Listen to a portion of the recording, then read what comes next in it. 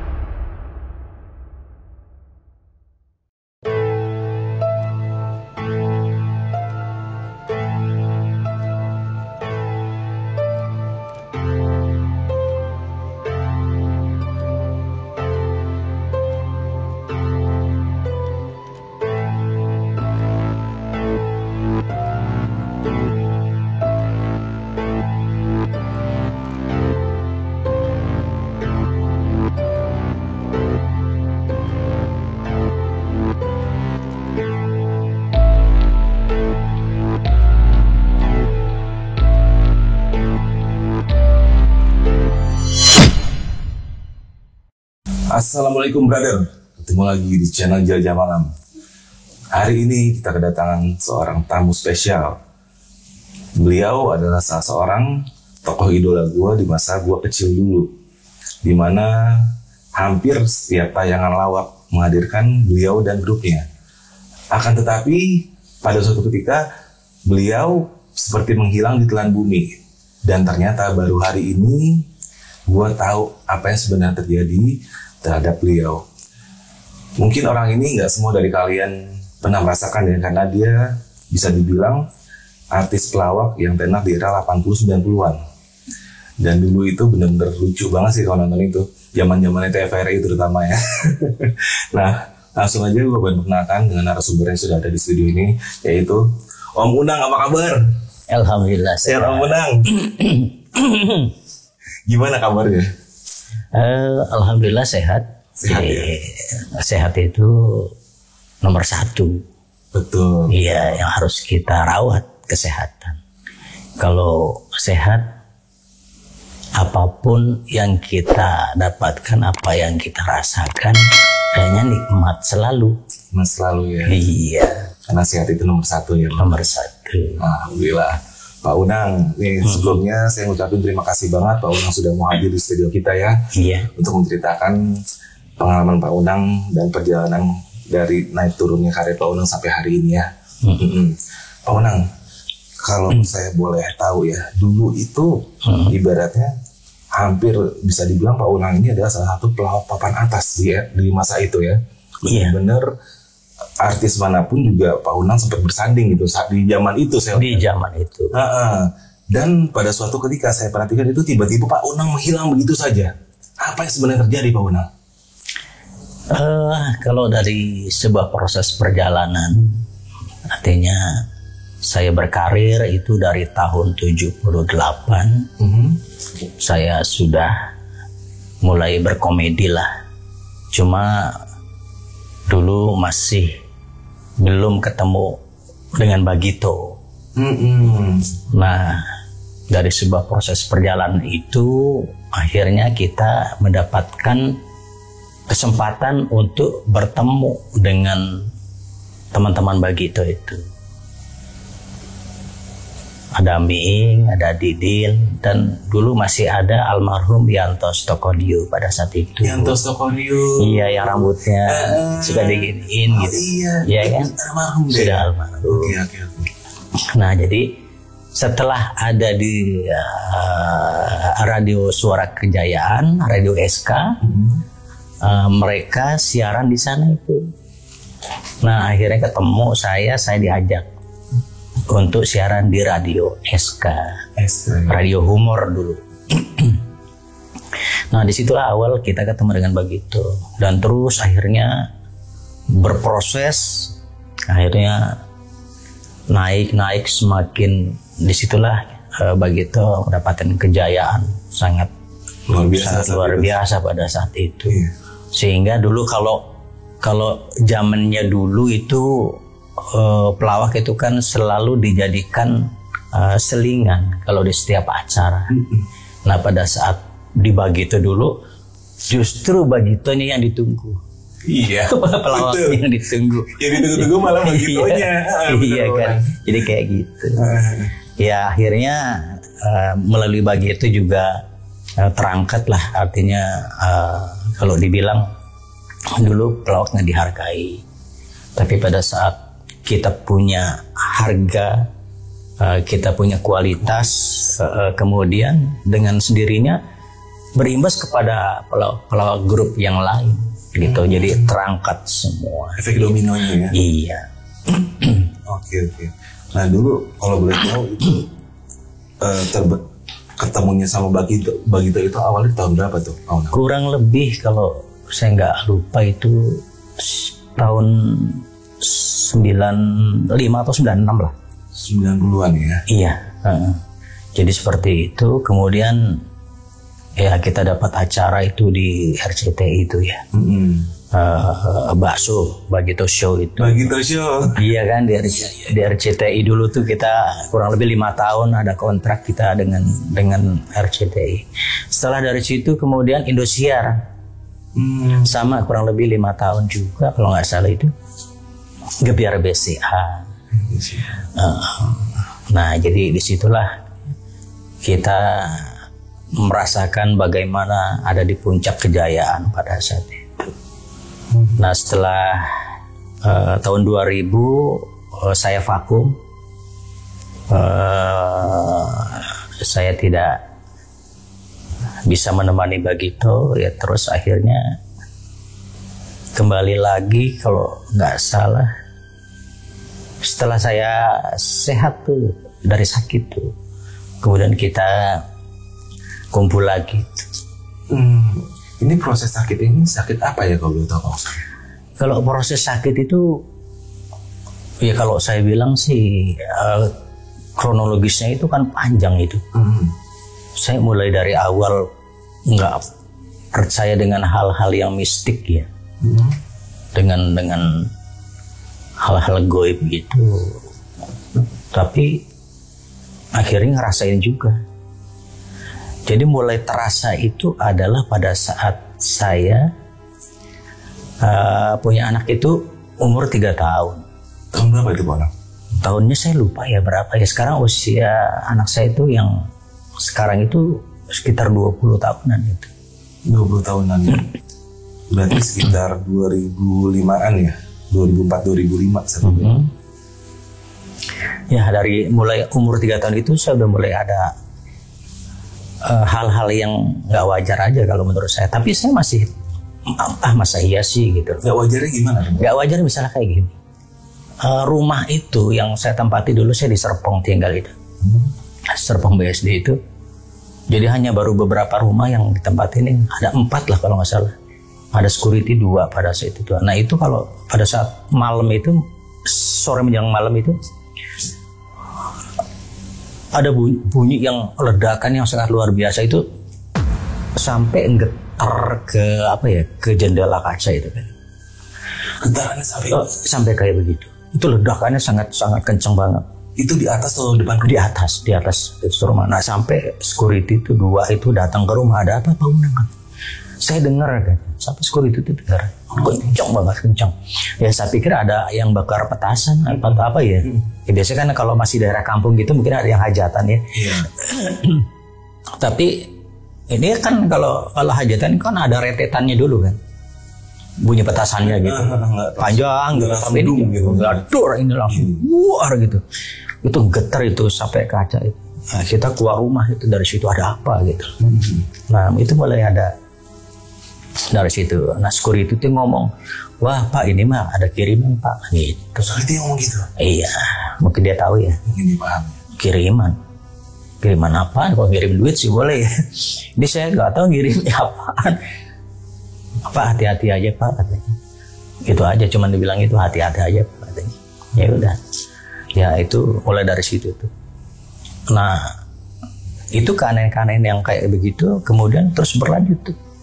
Beberapa hari kemudian ada lagi terus sampai mertua dia ngelihat ada berkelebat di atas itu keliling rumah itu. Apa itu?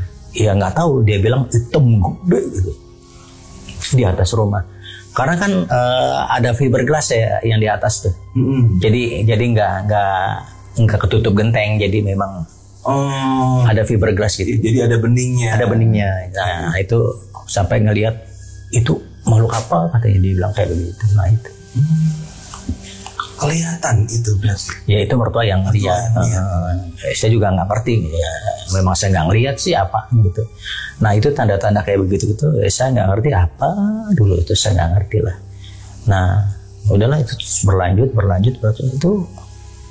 itu ya cukup lama juga sih.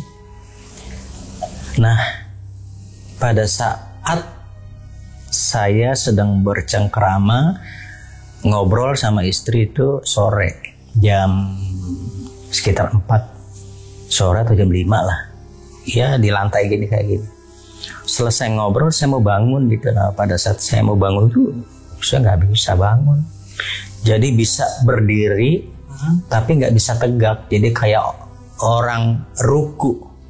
Oh kayak bongkok udang gitu. Iya, jadi kalau saya paksakan gini, ini jantungnya kayak sakitnya luar biasa, kayak ketarik gitu loh. Jadi begitu nggak bisa tuh, berat gitu, sakit. Jadi nunduk aja udah gitu. Nah akhirnya saya inisiatif coba dong, takutnya jantung saya nih gitu. Nah saya ke rumah sakit Bintaro pada saat itu, daerah Bintaro itu. Kemudian ketemulah ada dokter yang biasa nangani saya kalau berobat itu. Saya masuk UGD pada saat itu, kemudian di pembaringan itu saya dikasih tempelin kayak selang kabel-kabel gitu, yang dia menyatu ke monitor tuh untuk melihat deteksi jantung. Nah udah diliatin gitu, dokter ngeliat terus bilang, Mas Unang ini jantung sehat gitu. Loh, emang saya sakit apa nih dok? Nah kata dokternya, udahlah rehat aja katanya, di sini semingguan biar pulih gitu loh. Ya udah akhirnya saya rehat tuh satu minggu di situ. Udah akhirnya banyak yang besuk tuh teman-teman ya, termasuk Mas Miing besuk. Terus ada infotainment datang gitu besuk. Nah dalam 1 minggu ya secara fisik sehat, tapi tetap nggak bisa lurus gitu loh. Masih tetap seperti itu. Jadi Nah akhirnya saya kedatangan temen tuh. Dia bilang, Nang, gue udah ngomong kan, sering cerita sama lu katanya. Tapi lu gak pernah percaya tentang hal-hal goib, dia bilang gitu. Memang kenapa? Nah ini lu kena tembak nih. Wah kena tembak apaan lu? Saya bilang gitu. Maksudnya apa sih kena tembak? Lu kena santet nih. Kok lu tahu? Ya gue tahu, dia bilang. Karena ya itu tadi gue suka cerita sama lu. Tapi lu nggak pernah percaya hal-hal kayak begitu. Udah sekarang gini aja, lu besok keluar dari sini, kita ke Cianjur ke tempat abang gue. Nah udahlah, akhirnya saya berangkat tuh ke sana ke Cianjur.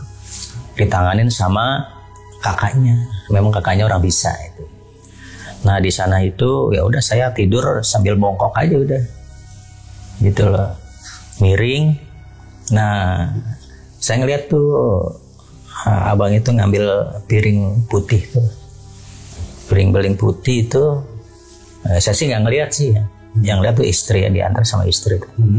Nah itu diambilin tuh dari badan, dari dalam tuh keluar. Apa itu? Itu gabah gede, gabahnya ini gabah, nggak tahu gabah apa nih, raja gabah apa biang gabah nggak ngerti, tapi berbulu besar. Ya kalau dibilang melebihi gabah yang normal. Ini tapi berbulu. Dan ada beberapa gitu, entah 5 atau apa, diambilin kayak gitu. Itu diambil dari bagian tubuh yang mana, Bang? Di belakang semua, ada di belakang, punggung. Oke. Terus kemudian itu udah dimasukin ke piring tuh sama dia tuh, bunyi tuh kletek-kletek, terus ada paku. Ada paku yang udah karat tapi kecil gitu. Ada jarum yang udah karat juga. Jadi kayak begitu tuh. Nah udah selesai, udahlah dikasih lihat tuh ke saya. Nah saya juga bingung, kok aneh, saya bilang dari badan keluar begituan ya gitu. Gak masuk logika. Iya ya kan, pada saat itu saya memang nggak ngerti apa-apa gitu loh. Kok aneh ya gitu loh. Saya tanya itu gabah buat apa ya gitu loh. Ada di badan. Nah dikasih tahu itu buat memutus pintu rezeki, pendaringan. Oh tujuannya itu. Tujuan. Jadi supaya nggak ada pemasukan rezeki itu ya, buat pendaringan bocor ibaratnya lah, ketutup. Nah gitu. Nah kalau yang paku itu memang buat sakit tuh, sama jarum tuh. Buat bikin sakit gitu. Ya udah.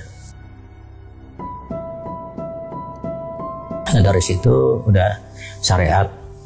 Ya udah kita bisa pulang. Beberapa bulan kita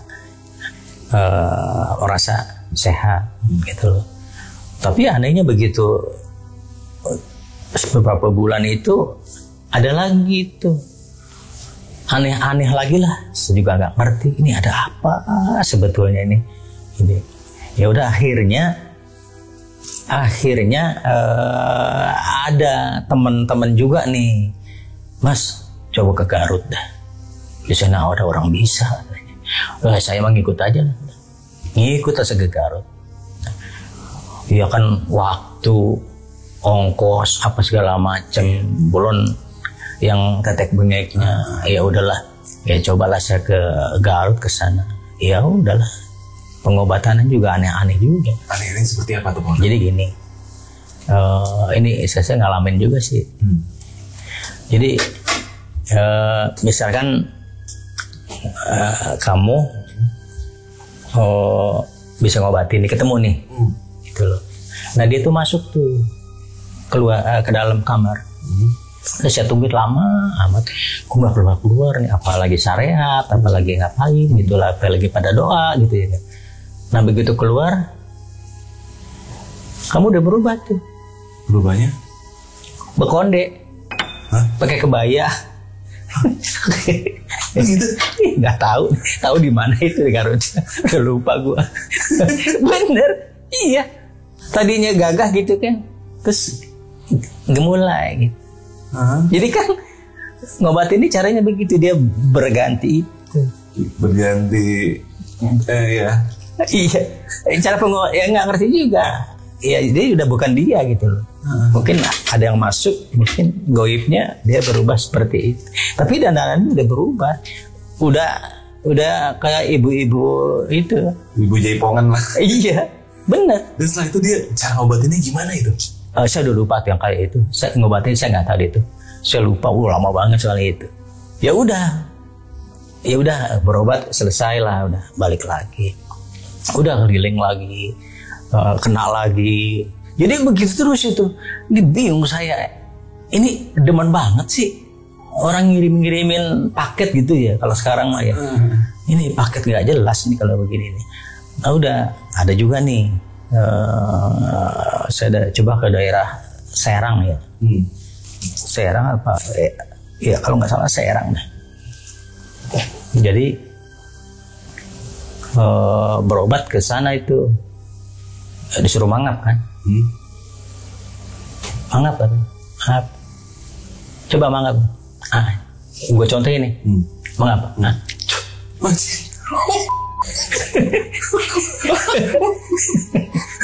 Kan enak gak sih? Iya. Jok bener. Ya, bukan pengen sembuh. Iya bener. Iya. Ya udah kan ya nggak tahu masuk atau enggak, yang penting gitu. Ya udah kayak gue telan aja udah gitu. Kan gue pengen sembuh. Tapi efeknya gimana? Bener nyata. Ya udah setelah itu gue disuruh buka baju dong. Gitu, gue suruh buka baju. Ya udah gue buka baju itu. Madep ke sana. Iya gue ikutin aja, gue madep ke sana. Ya namanya pengen sembuh dong, ikut aja. Gue madep ke sana. Aduh, apaan tuh? Gue nengok ke belakang. Gue disabet pakai golok.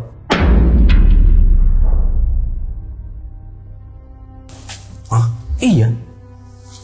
Segini kurang lebih nih goloknya. Sabet golok gitu? Iya. Udah alhamdulillah katanya. Udah masuk tuh. Lah gue kagak pempan dibacok. Lah kan gue bingung. Mau sembuh malah jadi jawara. Iya. Ini kenapa gue jadi anti bacok? Ya Allah, saya bilang. Ini aneh-aneh kan? Ini baru gue cerita loh di sini. Di tempat lain nggak? Gue nggak ceritain. Itu kayak begitu. Udah katanya, gue jadi jawara dong. Buset, gue jadi preman dong nih. Jatuh-jatuhnya nih anti bacok. Bener. Ya udahlah, gue nikmatin aja deh. Ya orang gue nggak minta kok. Gue cuma minta sehat. Udah gitu doang. Sembuh ya udahlah. Ya emang gue dikasihnya begitu. Udahlah. Akhirnya ada lagi nih. Dari situ dapat kenalan, disuruh mampir ke Pelabuhan Ratu. Di situ akhirnya deket lah tuh yang orang bisanya lah ya. Gitu. Tapi udah almarhum itu di situ. Nah ini seru lagi. Jadi dikasih ada semacam kecil bungkusan gitu, suruh taruh di dompet aja. Ya udah taruh di tempat ini, kenang-kenangan, simpan di dompet. Sama kumis macan tuh. Iya kumis macan. Ini buat apa kumis macan? Saya tanya dong. Kalau sakit gigi, dikilik aja tuh, bacain Al-Fatihah. Gitu. Iya. Tapi bener ampuh gitu. Oh gitu. Pernah ada yang sakit gigi, inget tuh, saya taruh di dompet.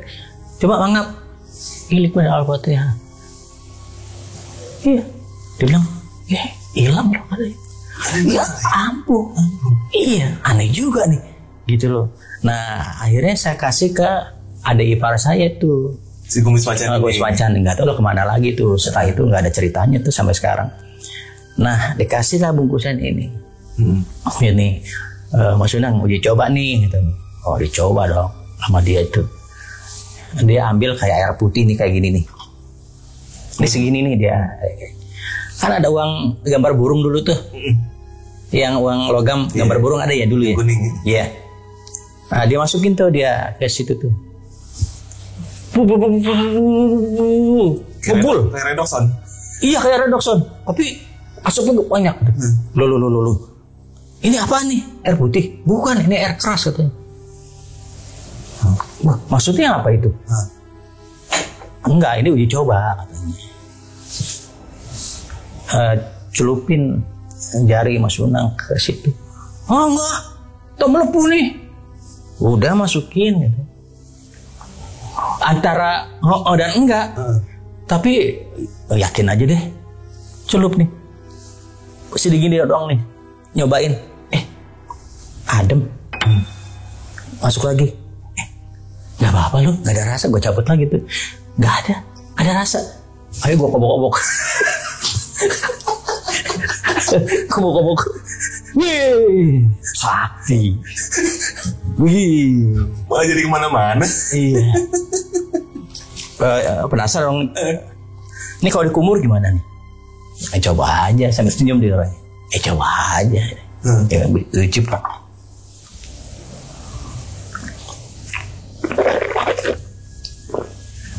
Tapi nggak gue telan. Gak apa-apa lu. Buset. Ini jadi jawara beneran nih. Udah dibacok nggak mempan, minum air keras nggak apa-apa.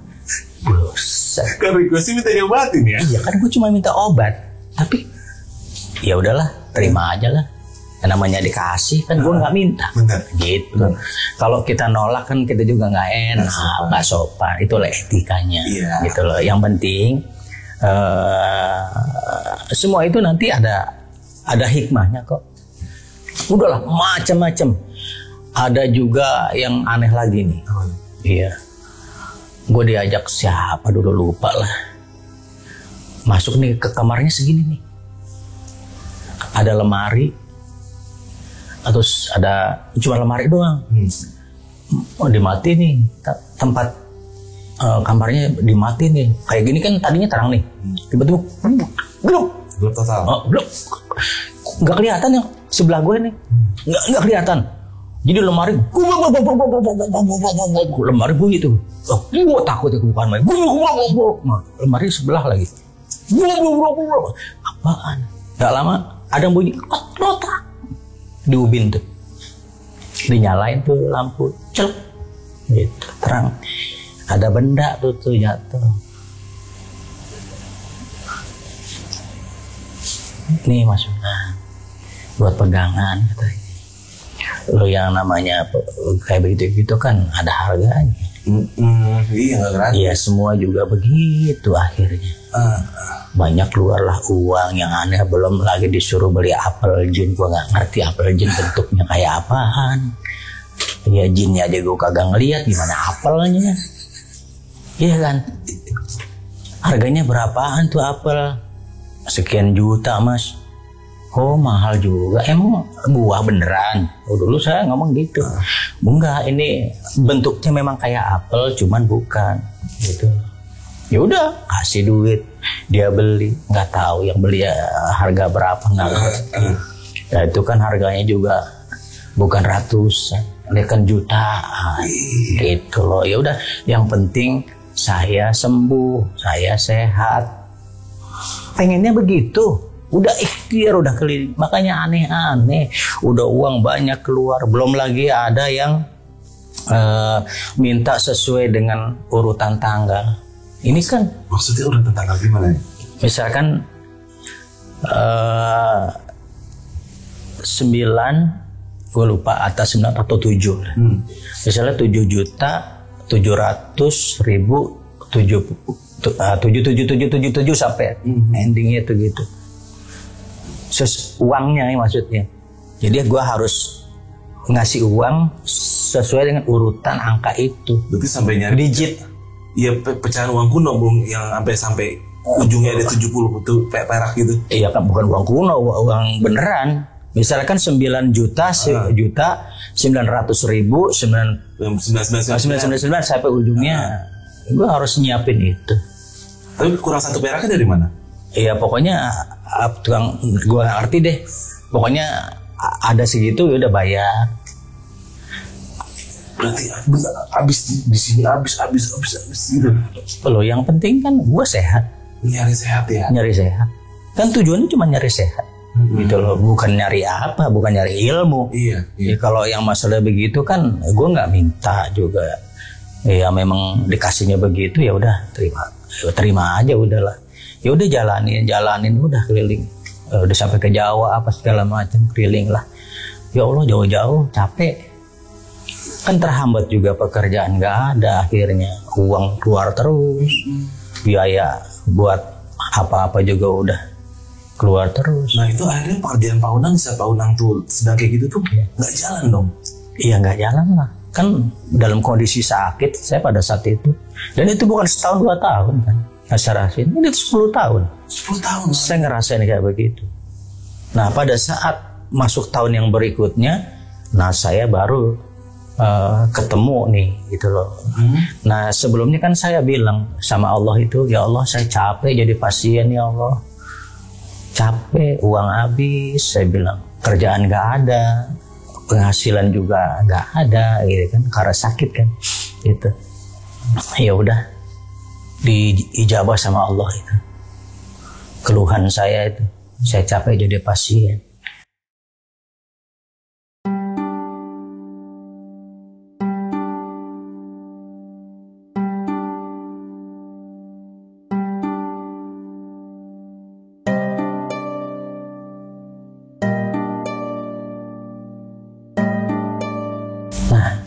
Ketemu nih ada orang Chinese, dia melalui pengobatannya melalui orang lain tapi medianya dengan Al-Quran.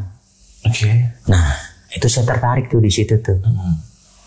Nah saya bilang sama istri, tolong dong anterin saya ke orang itu. Wah jauh, waktu itu saya masih tinggal daerah Tangerang itu, dia di Pulau Mas. Itu malam lagi, tengah malam, saya jam 12-an kurang lebih itu saya pengen ke sono. Perjalanan 1 jam, setengah 2 kurang lebih. Orang udah tidur kali gitu. Enggak, saya bilang gitu aja, yakin aja. Enggak, dia nunggu saya tuh.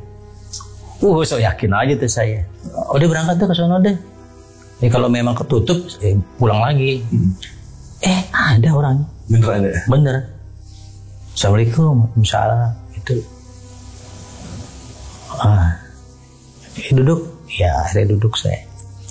Begitu duduk, saya diliatin tuh sama dia. Cewek nih. Mas Unang udah capek nih ya. Keliling kemana-mana nyari obat. Dia tahu? Tahu loh. Iya mbak, saya bilang. Saya udah capek, saya bilang.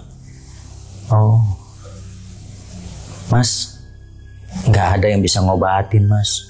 Mau keliling kemana juga nggak akan bisa sembuh, dia bilang.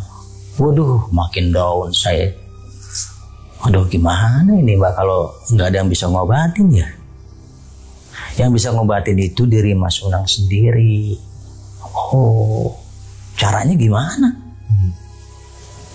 Nah, dia ambil tuh ke dalam nih mas, Al-Quran. Al-Quran yang dikasih? Iya. Taruh meja tuh. Nah saya takjub di situ. Ya Allah, saya bilang, di rumah mah ada, nggak pernah saya buka ini mbak, saya bilang. Ya udah kalau pengen sembuh ya ini obatnya mas. Caranya gimana? Ya ngaji. Saya nggak tahu caranya ngajinya gimana. Ya udah, saya ada guru besar untuk masalah pengajian nih, untuk Al-Quran ini. Ada pola-polanya, dia bilang. Nanti Mas Unang bisa belajar tentang pola-polanya seperti apa. Gitu, ada pola pengobatan, ada pola yang buat ini, buat itu, banyak memang. Akhirnya besok paginya saya meluncur ke guru besar di sana. Itu daerah Bukit Duri itu. Nah kemudian di sana saya, wah serius banget itu saya belajar tuh. Untungnya saya bisa itu. Dulu pernah di madrasah soalnya kan ya, sekolah dulu. Jadi saya tahu tuh, nyambung-nyambungnya tuh saya tahu itu. Jadi cepet saya tuh belajar itu. Udah. Wah, nggak terasa 5 tahun kurang lebih saya belajar. Sampai 5 tahun juga? Iya. Wah bener-bener. Jadi masuk bulan keberapa, ini saya mau taberak. Setelah mengaji tuh, pola-pola itu saya ngaji, saya mutaberak. Muntah tuh. Ini muntah, yang bawah muntah, cerot tuh. Wih, muntah lagi, buat bareng, buat berat. 2 hari saya nggak berhenti itu. Aduh, ini diare apa salah makan, apa-apa gitu ya. Nanti udah istirahat sebentar, udah mulai mual lagi. Akhirnya saya ngadu nih ke guru kan, guru ngaji tuh. Saya bilang, "Mah, panggilannya Mama nih." Saya cerita itu masalah muntah gitu. Mas Unang, selama ini kan Mas Unang itu berobat keliling kemana saja. Nah, dengan prosesnya Mas Unang ini mengaji, semua yang ada di tubuh Mas Unang itu punya reaksi. Oh, yang kemarin di sana masuk ini, di sana masuk itu. Iya, nah itu dibuang lewat muntah, dibuang lewat buang air besar, itu terus. Udah kayak orang, ya mati nih gue nih. Udah kayak begitu tuh, udah lemes, udah kayak bener. Nah itu dikasih cerita begitu, itu buat sebuah proses pembersihan. Jadi memang tubuh Mas Unang tidak bisa menerima hal-hal yang seperti itu. Makanya dibersihkan setelah proses Mas Unang mengaji Al-Quran. Jadi dibersihin benar-benar itu dengan secara alami itu. Dari hasil proses ngaji. Nah gitu. Udah sehat tuh saya dari situ. Udah terus selama 5 tahun tuh. Nah itu sudah mulai ada itu. Setelah proses mata itu ada mulai syuting. Ada gitu. Ada pemasukan lagi, benar. Itu saya bisa beraktivitas lagi. Nah itu. Oke, berarti itu benar-benar pengobatannya itu justru ditemukan di Al-Quran sendiri. Di Al-Quran itu sendiri, ya itu kan petunjuk yang memang Allah berikan kan pada saat saya sudah lelah, saya sudah capek dengan pengobatan yang seperti itu. Ya udah, jadi Allah kabul tuh gitu. Ya itu ketemulah itu. Oh, artinya di sini yang saya tangkap tadi berarti kan di saat Om Unang ini berobat ke A, ke B, ke C, ke D yang mungkin maaf ya bahasa Betawi itu kagak buku lagu lah. Akhirnya malah justru bukan yang memperbaiki, justru memperut jadi kan? Iya, ini memang bukan asupannya kan. Karena yang saya cari kan bukan seperti itu. Proses penyembuhan gitu, bukan isian gitu. Kalau isian kan tubuh kita tidak bisa menerima mungkin. Ya dirasakan ya semakin berat gitu. Jadi kayak numpuk dia kan. Iya, benar-benar udah terlalu banyak akhirnya. Iya. Ya efeknya yang pasti langsung badan sendiri makin parah, bukan makin benar kan. Nah itu. Lagi ditambah lagi dengan tadi tiba-tiba jadi kebal lah, jadi ini lah, jadi itulah kan. Udah ini. Tapi emang ibaratnya gini sebenarnya kalau nih maaf ya saya mau nanya Pak Unang, misalnya di saat Pak Unang gitu lagi diobatin itu kayak dengan cara yang nyeleneh, tapi apa pasti di hati pasti ada rasa nolak kan atau gimana? Ada. Iya kan? Ada. Enggak di hati tuh kayak nggak nerima gitu. Nerima kan? Enggak. Jadi bukan. Jadi ke hati itu kayak bicara, bukan ini loh yang saya cari gitu. Bukan ini loh gitu. Jadi ada kayak begitu tuh. Di hati kecil ya. Ada cerita di hati ya. Kok begini ya? Gitu loh. Kayaknya bukan ini yang saya cari pengobatannya gitu. Tapi ya namanya ikhtiar kan. Ya apapun baik dan buruknya ya bisa kita terima. Itu sebagai menjadi pengalaman hidup saya bahwa ternyata ada banyak orang yang mampu mengobati, mungkin memang belum jodoh gitu. Nah di tengah proses perjalanan tadi Pak Unang di saat mencari kesembuhan ya, artinya kan di A mungkin keluar sekian, di B keluar sekian, ini otomatis pertama Pak Unang stop kerja, yang kedua hanya ada pengeluaran. Ini berarti kan habis-habisan Pak Unang. Sampai setitik separah apa sih saat itu kondisi Pak Unang? Ya pada saat itu kan sampai dari istri yang kedua itu kita masih punya mobil dulu ada 2. Saya masih punya kapling yang udah saya pondasi pada saat itu. Terus rumah yang saya ngontrak itu sampingnya kan kapling tuh. Nah ini rumah ngontrak, rencananya memang saya mau beli itu. Itu karena ada hambatan itu akhirnya nggak kebeli itu rumah, sampai akhirnya kejual kapling, sampai kejual mobil. Pindah-pindah udah ngontrak. Gitu. Nah sampai akhirnya setelah saya sakit, nah itu yang sakit parah itu, sampai saya sakit parah itu, saya 1 bulan itu kan di rumah sakit. Nah setelah keluar dari rumah sakit, ya udah kita udah nggak punya apa-apa. Pada saat itu anak 2. Akhirnya tinggal ngontrak, saya ada gudang itu. Nah saya kontrak tuh. Ya termasuk mahal sih kalau saya bilang 2 juta sebulan. Sampai tinggal di gudang Pak Unang? Iya, karena ya itulah kemampuan saya. Tapi tetap saya berusaha. Alhamdulillah ya dapat aja rezeki ya untuk setiap bulannya. Jadi cuman setahun apa 2 tahun kurang lebih saya tinggal itu. Antara itulah saya lupa ya. Udahlah, pada saat saya sulit, memang keadaan kondisi sulit, ya tiba-tiba istri minta pisah pada saat itu. Ya, yang kedua nih, itu ya sudah, ya mungkin juga, ya kalau saya sih tidak berpikir buruk ya, artinya mungkin ada kebaikan juga, dia tidak mau menyusahkan saya kali.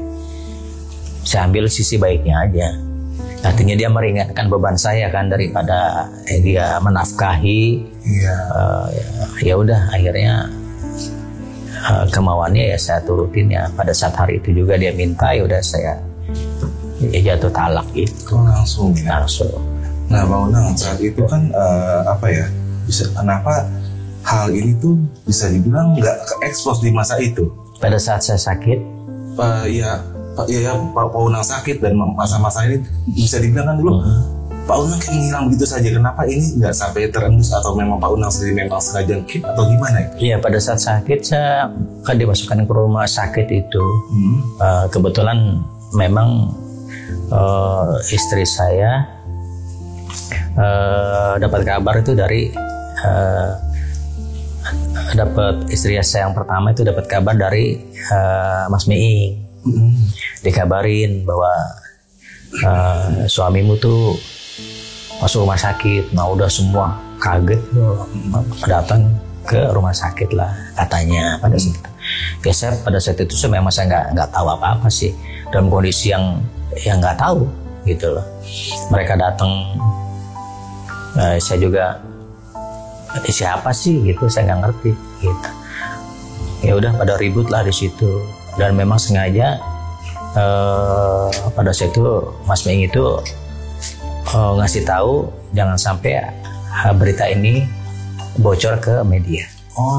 Gitu. Jadi memang dikit biar nanti nggak rame, terus banyak pertanyaan ini itu nanti malah kisruh gitu. Berpengaruhnya ke yang lain yang nggak tahu apa-apa nanti jawabnya antara aneh-aneh.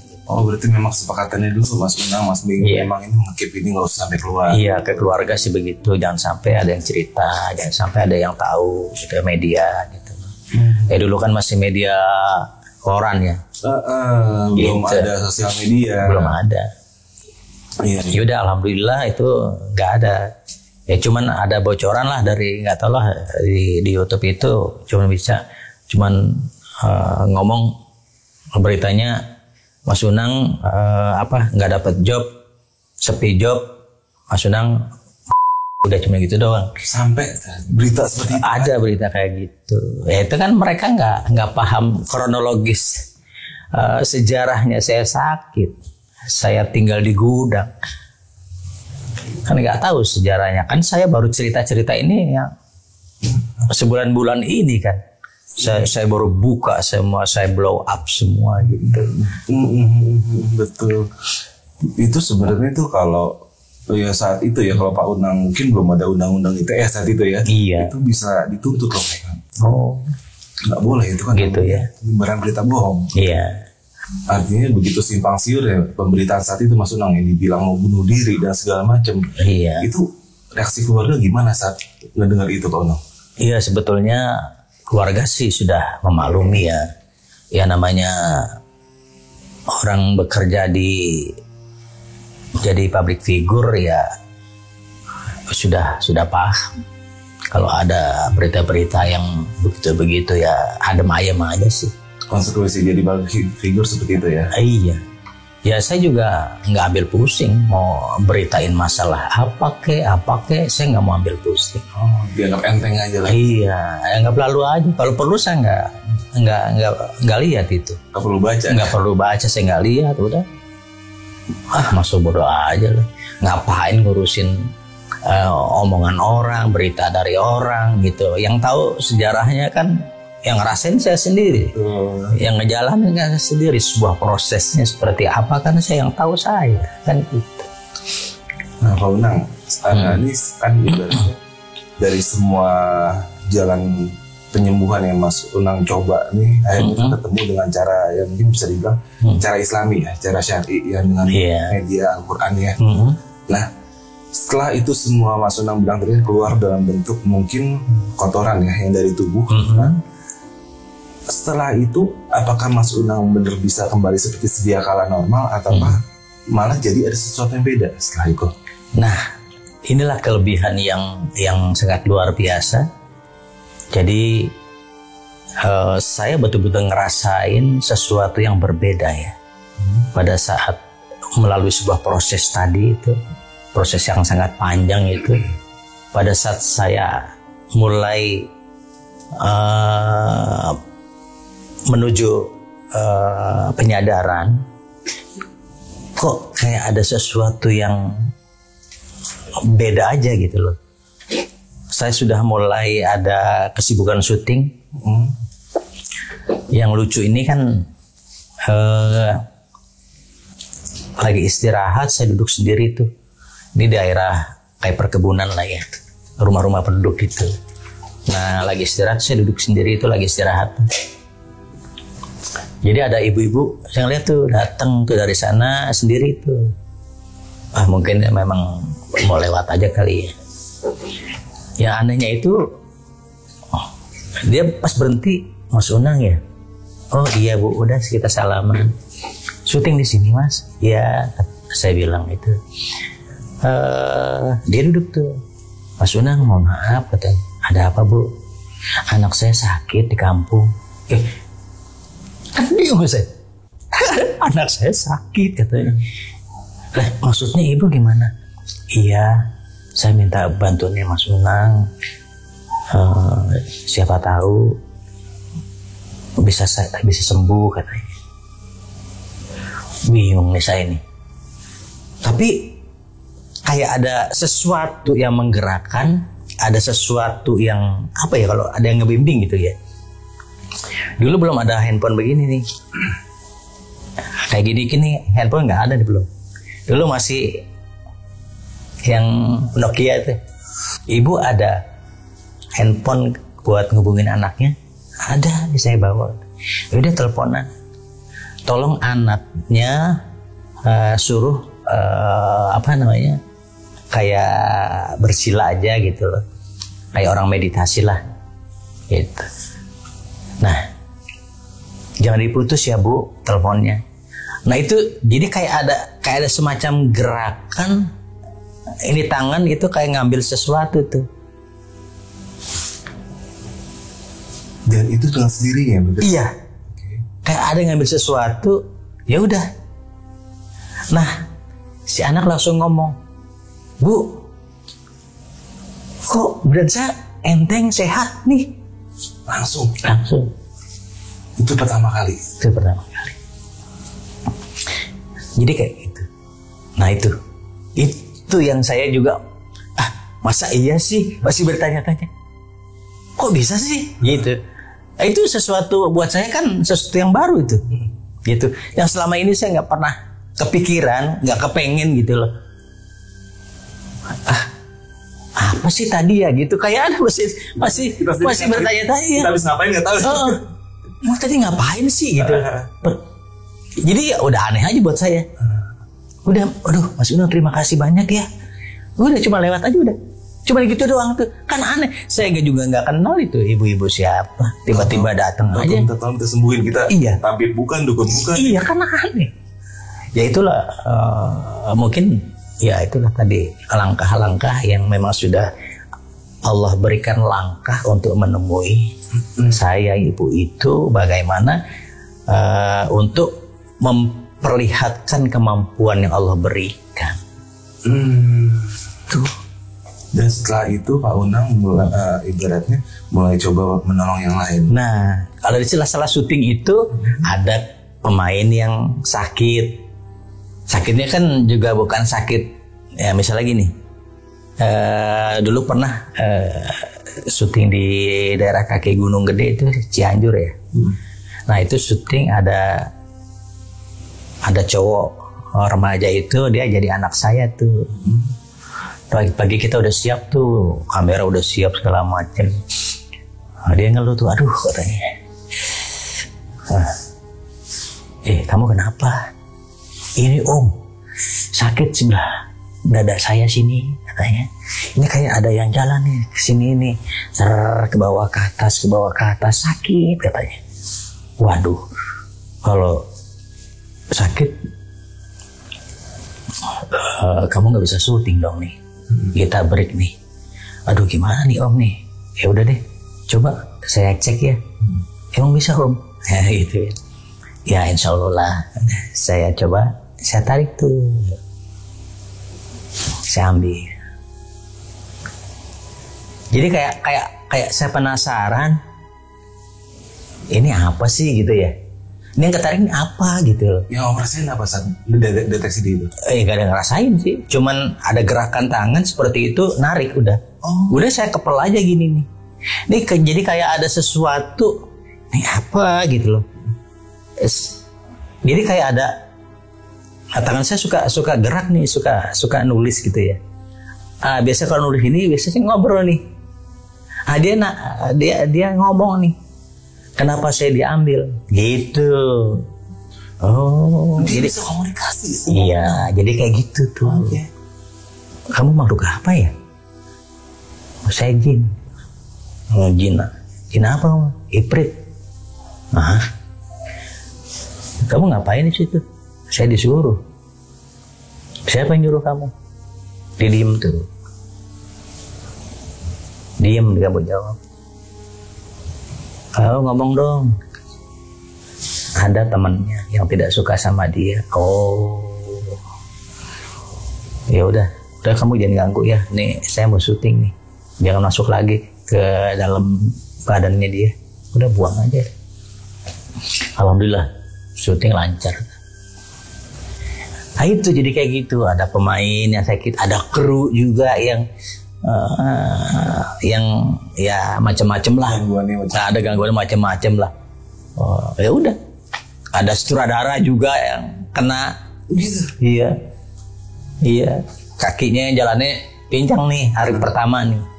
Gitu loh. Nah apa tuh? Sutradara itu. Kau nih sakit nih.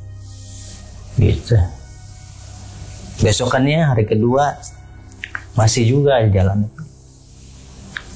Kayaknya ada yang nemplok tuh di dengkul. Saya bilang gitu. Ngomong gitu aja tuh. Masa iya sih? Tapi dia penasaran. Coba dong lihat katanya. Ya saya gak bisa ngelihat. Saya bilang udah gue pegang aja dengkulnya sini. Nih yang bikin sakit nih. Gitu. Udah gak lama dia jalan aja tuh. Normal. Ini yang bikin sakit. Yang punya masalah apa lu? Gitu. Nih ada yang sakit hati sama lu nih gitu. Tapi nggak saya tanyain udah buang aja, mau tinggal di jalan gitu. Jadi terus berlanjut begitu.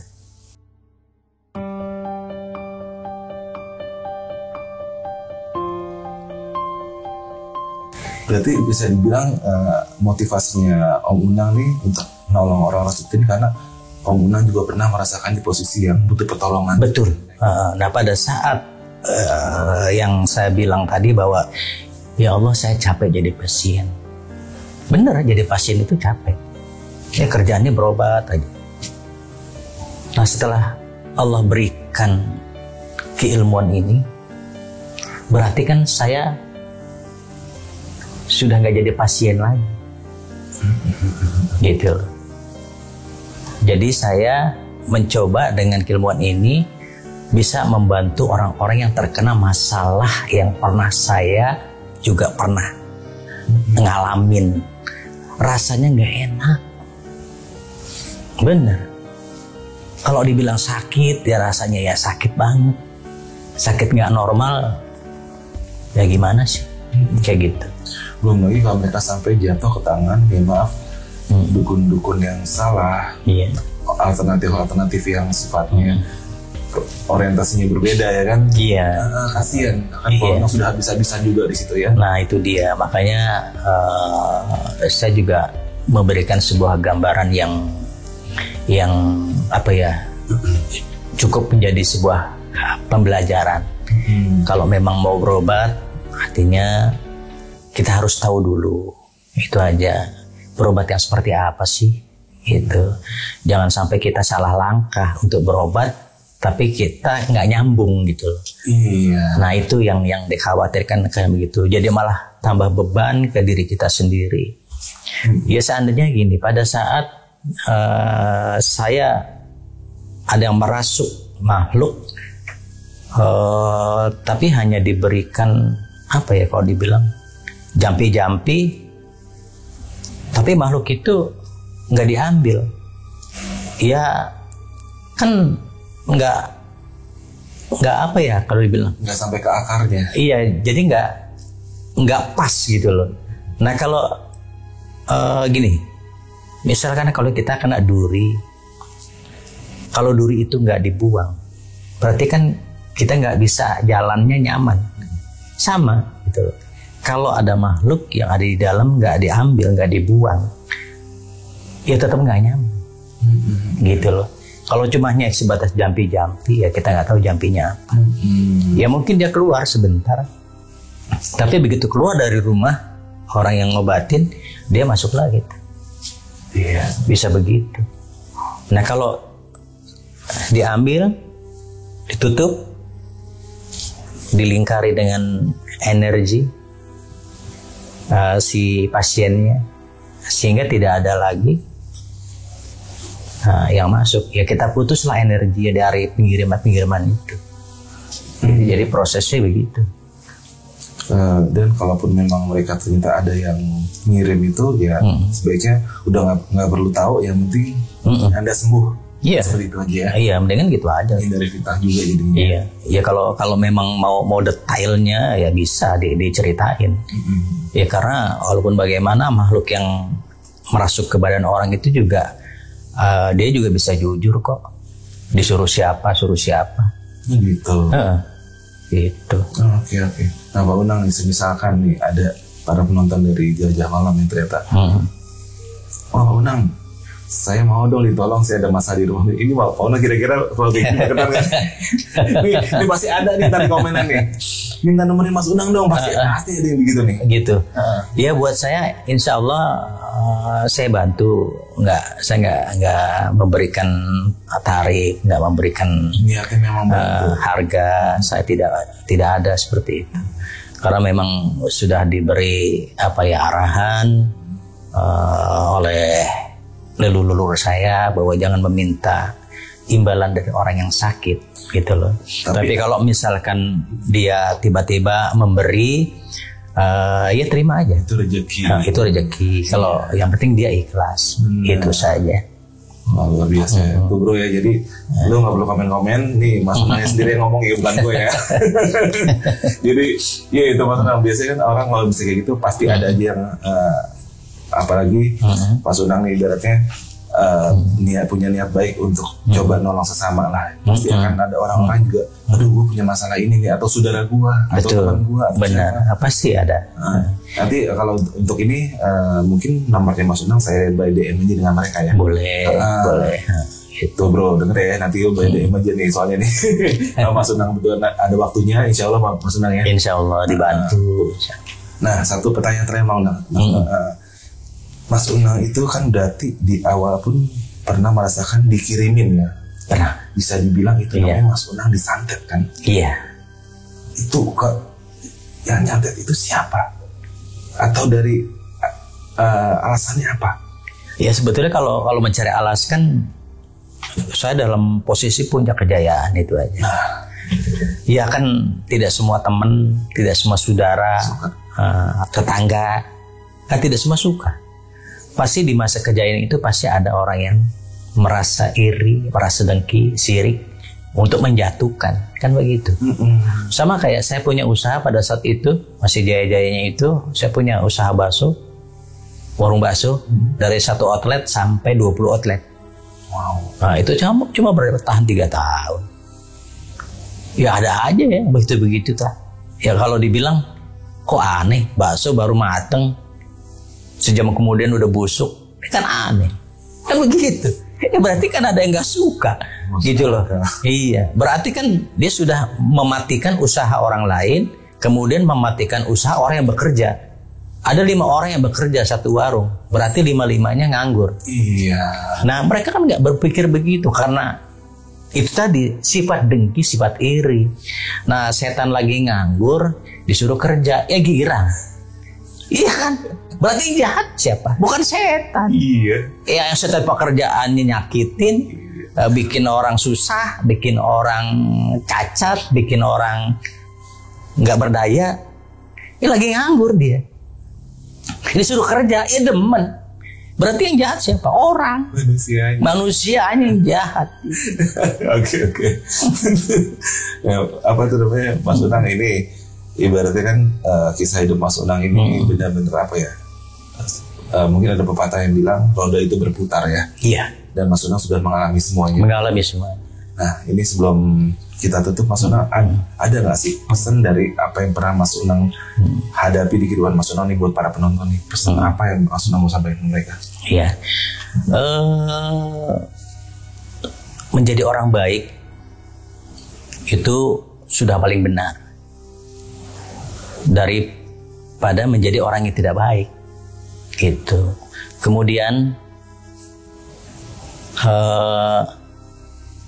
kita tidak cukup dengan agama, tapi kita harus isi dengan ilmu, karena bangsa-bangsa setan, iblis dan lainnya itu dia tidak takut dengan orang beragama, tapi dia takut dengan orang berilmu.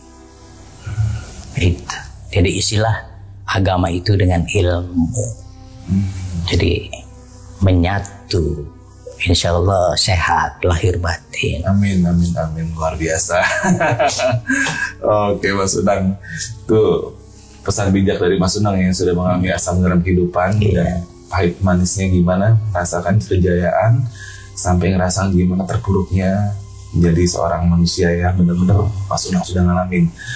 Ya, mudah-mudahan apa yang diceritakan hari ini bisa menjadi manfaat buat kita semua, bisa menjadi sebuah pembelajaran, dan kedepannya ya kita jauhi rasa iri, dengki dan segala macam, karena itu hanya akan menjadi penyakit hati kita, brother. Oke bro, ini sebelumnya Mas Unang saya makasih banyak nih Mas Unang sama-sama ke channel saya, udah mau bercerita, dan mudah-mudahan kedepannya kita masih bisa ketemu lagi Mas Unang ya. Amin. Oke, gua Afir di Jamaah dan Mas Unang undur diri. Assalamualaikum warahmatullahi wabarakatuh.